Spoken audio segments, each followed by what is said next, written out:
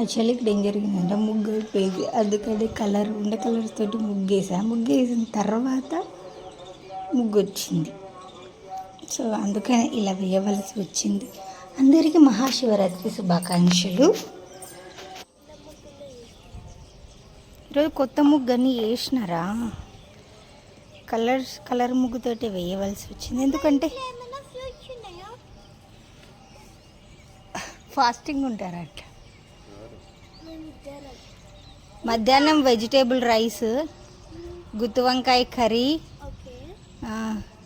కాకరకాయ ఫ్రై, సాంబారు, అప్పడాలు, బజ్జీలు. మీ ఇష్టం, డిసైడ్ చేసుకోండి.